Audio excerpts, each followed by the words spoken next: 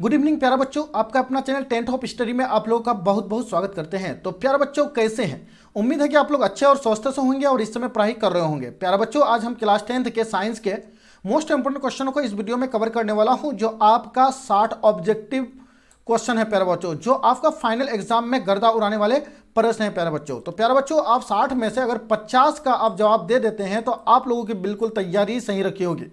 न तो प्यारे बच्चों इससे कम अंक अगर आपका आता है तो प्यारे बच्चों आपको मेहनत करने की जरूरत है। तो प्यारे बच्चों, प्रश्न संख्या 1 से 80 तक की वस्तुनिष्ठ प्रश्न रहेंगे, जिनमें से 40 प्रश्नों का उत्तर देना आपका अनिवार्य होगा और उनमें से 4 ऑप्शन दिए जाएंगे। 4 में से किसी एक ऑप्शन को चिन्हित करना पड़ेगा, ठीक है। और इसके बाद जो प्यारे बच्चों 40 में से एक क्वेश्चन का जो है प्यारे बच्चों 1 नंबर आपको दिया जाएगा, ठीक है। तो 40 में से 40 का जवाब देना जब अनिवार्य होगा तो आपका 40 नंबर पक्की हो जाएगा। तो प्यारे बच्चों, आप अगर इस 40 नंबर को पक्की करना चाहते हैं तो प्यारे बच्चों इस चैनल के माध्यम से बिल्कुल सभी विषय की तैयारी जो है, संपूर्ण तैयारी जो है बिल्कुल मुफ्त में यानी फ्री में जो है कराई जाती है प्यारे बच्चों। तो आई होप कि आप लोग समझ गए होंगे। चलिए बिना देरी किए हुए क्वेश्चन नंबर 1 को कवर करते हैं। क्वेश्चन नंबर 1 में कहता है कि निम्न में कौन सा पदार्थ लेंस के लिए प्रयुक्त नहीं किया जा सकता है। तो कौन सा पदार्थ को जो है प्रयुक्त नहीं किया जा सकता है प्यारे बच्चों? तो ये जो है प्यारे बच्चों आपका सी हो जाएगा, यानी पीतल को, ठीक है। आइए क्वेश्चन नंबर 2 पर चलते हैं। क्वेश्चन नंबर 2 में कहता है कि ध्यान से देखिएगा कि निम्नलिखित में कौन सा संख्या प्रकाश के अपवर्तन के नियम के लिए सही है। तो कौन सा संख्या है प्यारे बच्चों जो प्रकाश के अपवर्तन के नियम के लिए सही नहीं है? तो ये प्यारे बच्चों आपका 2 हो जाएगा, ठीक है। तो 2 जो है प्यारे बच्चों क्या है, प्रकाश के अपवर्तन के नियम के लिए सही नहीं है। आइए क्वेश्चन नंबर 3 पर चलते हैं। क्वेश्चन नंबर 3 पे कहता है कि किसी वस्तु का प्रतिबिंब आंख के जिस भाग पर बनता है तो वह क्या है प्यारे बच्चों? तो ये जो है प्यारे बच्चों हो जाएगा आपका रेटिना हो जाएगा, ठीक है। रेटिना पर प्रतिबिंब बनता है किसी वस्तु का, ठीक है। आइए 4 पर चलते हैं प्यारे बच्चों। क्वेश्चन नंबर 4 में कहता है कि किसी माध्यम के अपवर्तनांक जैसे कि u का मान होता है तो इसका क्या हो जाएगा? तो आपका राइट आंसर हो जाएगा साइन आई बटे साइन आर हो जाएगा, ठीक है। तो आपका राइट आंसर क्वेश्चन नंबर 4 का बी हो जाएगा प्यारे बच्चों। आइए क्वेश्चन नंबर 5 पर चलते हैं। क्वेश्चन नंबर 5 में कहता है कि एक गोलीय दर्पण की फोकस दूरी 20 सेमी है। एक कोई गोलीय दर्पण है, गोल है, जो जिनकी फोकस दूरी कितना सेमी है? 20 सेमी है। तो यह गोलीय दर्पण कैसा होगा? तो ये गोलीय दर्पण जो है प्यारे बच्चों वो कैसा होगा?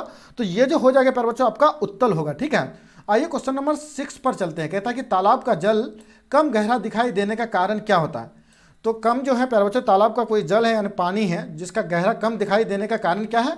यानी प्रकाश का अपवर्तन की वजह से जो है ना कम मतलब गहरा दिखाई देता है। तो आपका राइट आंसर 6 का यानी 6 का सी हो जाएगा, ठीक है।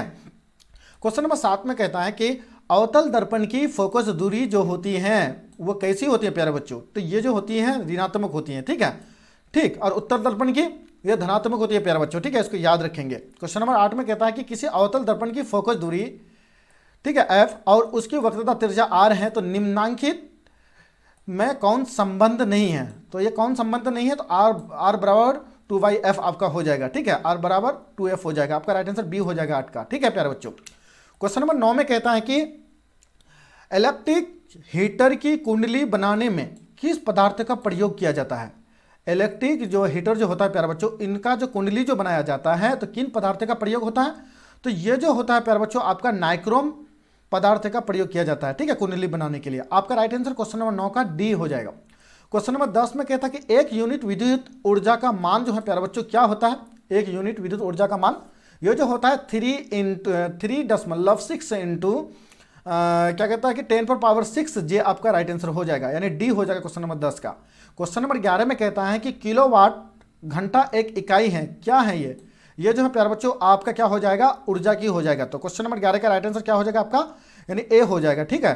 क्वेश्चन नंबर 12 में कहता है कि विद्युत फ्यूज विद्युत धारा के किस सिद्धांत पर कार्य करता है? विद्युत फ्यूज विद्युत धारा के किस सिद्धांत पर कार्य करता है? तो ये जो कार्य जो करता है प्यारे बच्चों आपका किस चीज पर कार्य करता है? तो आपका राइट आंसर हो जाएगा उष्मीय पर कार्य करता है, ठीक है। आपका राइट आंसर 12 का ए हो जाएगा। 13 में कहता है कि वोल्ट मीटर को विद्युत परिपथ में किस क्रम में जोड़ा जाता है? वोल्ट मीटर को जो है प्यारे बच्चों जो विद्युत परिपथ जो है, देख जो बिजली जो चलती है, ठीक है, रास्ता जो होती हैं तो किस क्रम में जोड़ा जाता है? इनको जो जोड़ा जाता है तो श्रेणी क्रम में जोड़ा जाता है प्यारे बच्चों। तो क्वेश्चन नंबर 13 का right answer, sorry question number 13 का आपका क्या हो जाएगा? बी हो जाएगा, जो समांतर क्रम में जो है प्यारे बच्चों उनको जोड़ा जाता है वोल्ट मीटर को विद्युत परिपथ में। ठीक है, आपका राइट आंसर बी हो जाएगा। 14 में कहता है कि विद्युत परिपथ में दो बिंदुओं के बीच विभवांतर मापने के लिए प्रयुक्त जो होता है कौन होता है? विद्युत परिपथ में दो बिंदुओं के बीच जो विभवांतर मापने के लिए जो प्रयुक्त होता है प्यारे बच्चों, तो वो क्या होता है? तो ये जो होता है प्यारे बच्चों आपका वोल्ट मीटर होता है। तो आपका राइट आंसर 14 का बी हो जाएगा। आइए 15 पर चलते हैं। जल विद्युत संयंत्र किस ऊर्जा को विद्युत ऊर्जा से रूपांतरित करता है? तो किस ऊर्जा से जो है उनको क्या करता है प्यारे बच्चों? रूपांतरित करता है। तो वो जो ऊर्जा आपका जो है प्यारे बच्चों स्थिज यानी ऊर्जा है। तो आपका राइट आंसर डी हो जाएगा 15 का। 16 में कहता है कि विद्युत बल्ब में कौन सी गैस भरी होती है? विद्युत जो बल्ब है प्यारे बच्चों उनमें कौन सी गैस भरी होती है? तो उसमें जो भरी जो होती है प्यारे बच्चों आपका निष्क्रिय गैस जो है प्यारे बच्चों भरी होती है। ठीक है, आइए क्वेश्चन नंबर 17 पर चलते हैं कि एक घोल नीले लिटमस पत्र को लाल कर देता है, तो घोल का पीएच क्या हो सकता है? तो घोल का जो है पीएच आपका क्या हो जाएगा प्यारे बच्चों?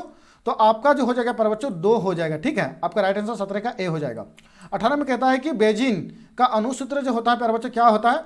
तो आपका हो जाएगा C6H6 से हो जाएगा। तो आपका राइट आंसर सी हो जाएगा। ठीक, 19 में कहता है कि एथिल अल्कोहल का IUPAC नाम क्या है? तो ये जो है प्यारे बच्चों आपका क्या हो जाएगा?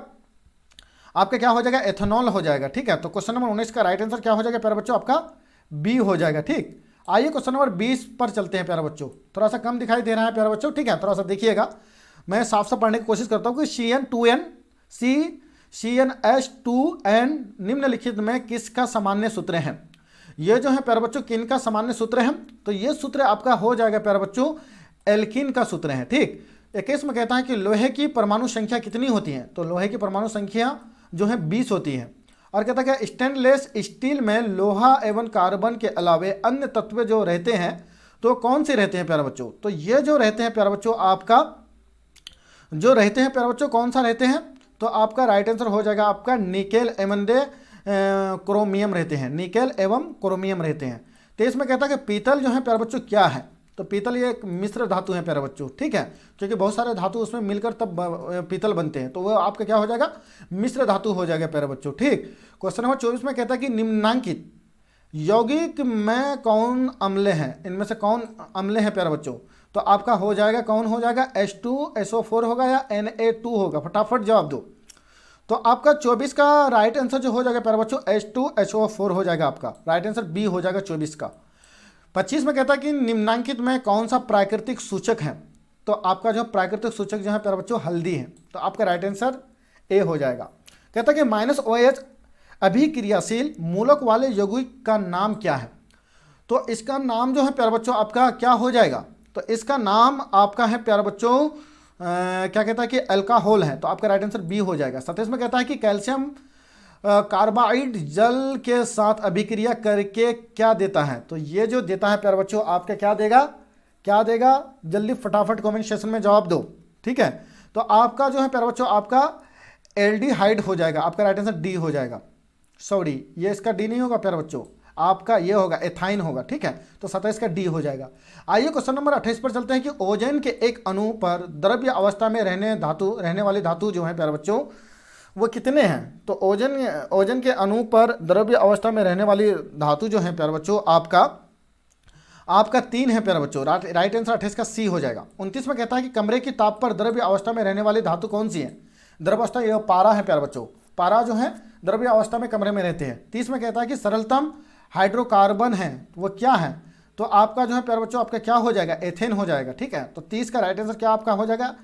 क्या हो जाएगा? मीथेन हो जाएगा प्यारे बच्चों। सरलतम हाइड्रोकार्बन है ना, तो मीथेन आपका राइट आंसर हो जाएगा। ठीक, तो 31 में कहता है कि निम्नांकित में कौन सा क्षारीय ऑक्साइड है? तो निम्नांकित में से इनमें से कौन सा क्षारीय ऑक्साइड है प्यारे बच्चों?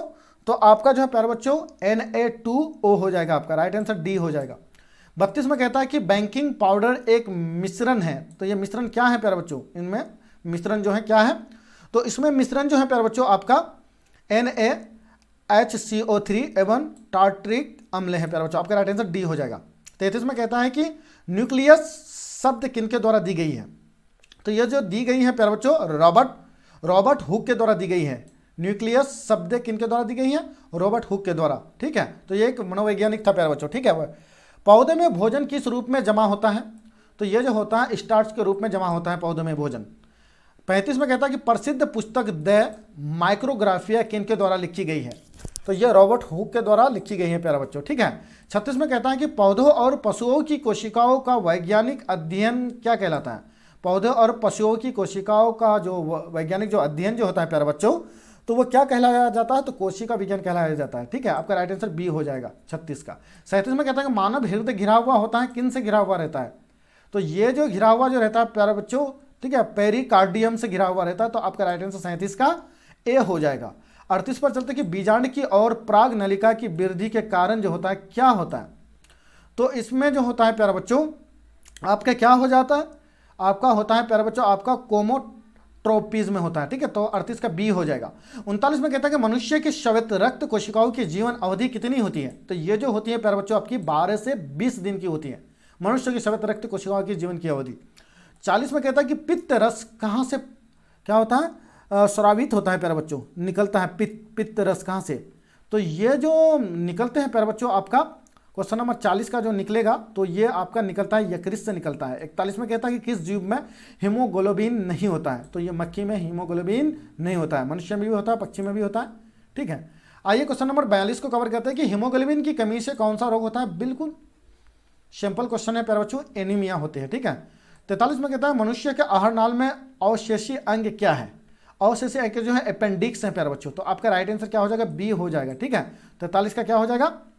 बी हो जाएगा प्यारे बच्चों। ठीक है, आइए क्वेश्चन नंबर 44 पर चलते हैं। क्वेश्चन नंबर 44 में कहता है कि निम्नांकित में से कौन सा ट्रिप्सन एंजाइम का कार्य है? तो ये कार्य जो है प्रोटीन का पाचन है प्यारे बच्चों। ठीक, राइट आंसर सी हो जाएगा। और वहीं पर 45 में मुख्य गुहा में आहार का कौन सा भाग का पाचन होता है? वो वसा का होता है प्यारे बच्चों, मुख्य गुहा में। 46 में कहता है ऑक्सीजन का वाहक कौन है? तो ये आरबीसी है ऑक्सीजन का वाहक। 47 में कहता है रक्त में शर्करा का स्तर नियंत्रित जो करता है वो कौन करता है? तो ये जो है प्यारे बच्चों रक्त में शर्करा का स्तर का नियंत्रित जो करता है तो ये करता है आपका इंसुलिन करता है, इंसुलिन। तो आपका राइट आंसर डी हो जाएगा। 48 में कहता है कि मानव शरीर में सबसे लंबी कोशिकाएं कौन सी हैं? मानव शरीर में सबसे लंबी कोशिकाएं जो है प्यारे बच्चों वो कौन सी हैं? तो वो जो है प्यारे बच्चों आपका कौन सी है? तो आपका तांत्रिक कोशिकाएं हो जाएगा। राइट आंसर आपका सी हो जाएगा। 48 का क्या हो जाएगा प्यारे बच्चों? आपका सी हो जाएगा। ठीक है, इनके बाद जो है प्यारे बच्चों 49 को कवर करते हैं। 49 में कहता है कि प्रकाश के परावर्तन के कितने नियम हैं? तो 2 नियम है। अवतल लेंस की आवर्धन क्या होता है? तो आप सैंपल हैं आवर्धन एम को बोला जाता है एम बराबर वी बटे यू, तो वी बाई यू आपका डी हो जाएगा। ठीक है, दर्पण का सूत्र जो होता है प्यारे बच्चों क्या होता है? बिल्कुल ईजी है। क्या हो जाएगा दर्पण का सूत्र? 1/v + 1/u बराबर 1/f। डिंटल प्रभाव प्रदर्शित जो करता है प्यारे बच्चों क्या प्रदर्शित करता है? तो ये जो करता है डिंटल प्रभाव जो प्रदर्शित जो करता है प्यारे बच्चों आपका जो है प्रकाश का प्रकिरण प्रकाशित करता है। ठीक है, प्रदर्शित करता है। 53 में कहता है कौन सा लेंस अभिसारी लेंस भी कहलाता है? अभिसारी लेंस या उत्तल लेंस जो है अभिसारी लेंस कहलाता है। 54 में कहता है कि उत्तल दर्पण में प्रतिबिंब जो बनता है कैसा बनता है? तो वो हमेशा आभासी बनता है। 55 में कहता है कि प्रकाशित माध्यम कितने प्रकार के होते हैं? प्रकाशित माध्यम कितने प्रकार के होते हैं? वो 2 प्रकार के होते हैं प्यारे बच्चों। 55 का क्या हो जाएगा? बी हो जाएगा प्यारे बच्चों आपका राइट आंसर। ठीक है, आइए क्वेश्चन नंबर 56 पर चलते हैं। क्वेश्चन नंबर 56 में कहता है कि डायनामो परिवर्तित करता है किसको? यांत्रिक ऊर्जा को विद्युत ऊर्जा में, यांत्रिक ऊर्जा को विद्युत ऊर्जा में जो है परिवर्तित करता है डायनामो। 57 में कहता है कि इलेक्ट्रॉन पर आवेश होता है वो क्या होता है प्यारे बच्चों? इलेक्ट्रॉन पर जो आवेश जो होता है तो वो कितना होता है प्यारे बच्चों? तो ये जो आपका राइट आंसर हो जाएगा प्यारे बच्चों आपका सी हो जाएगा -1 × 6 × 10 - 19 कूलम्ब हो जाएगा। 58 में कहता है कि खिलौनों में किस सेल का उपयोग होता है? तो ये सूखा सेल का उपयोग होता है प्यारे बच्चों। ठीक है, 59 में कहता है कि कार्य करने की क्षमता को क्या कहते हैं? ऊर्जा कहते हैं प्यारे बच्चों कार्य करने की क्षमता को। लास्ट क्वेश्चन नंबर है प्यारे बच्चों कि निम्न में से कौन विस्थापन अभिक्रिया का एक उदाहरण है? तो ये जो प्यारे बच्चों आपका जो हो जाएगा Fe क्या हो जाएगा आपका क्या हो जाएगा प्यारे बच्चों? Fe + CuSO4 संतुलित करने पर FeSO4 + Cu हो जाएगा। प्यारे बच्चों कितने प्रश्न में से यानी 60 प्रश्न में से कितने ने आप सही जवाब दिया? आप फटाफट कमेंट सेक्शन में जवाब दीजिए। तो प्यारे बच्चों, इसी तरह का लेटेस्ट वीडियो देखने के लिए आप लोगों का बहुत बहुत धन्यवाद।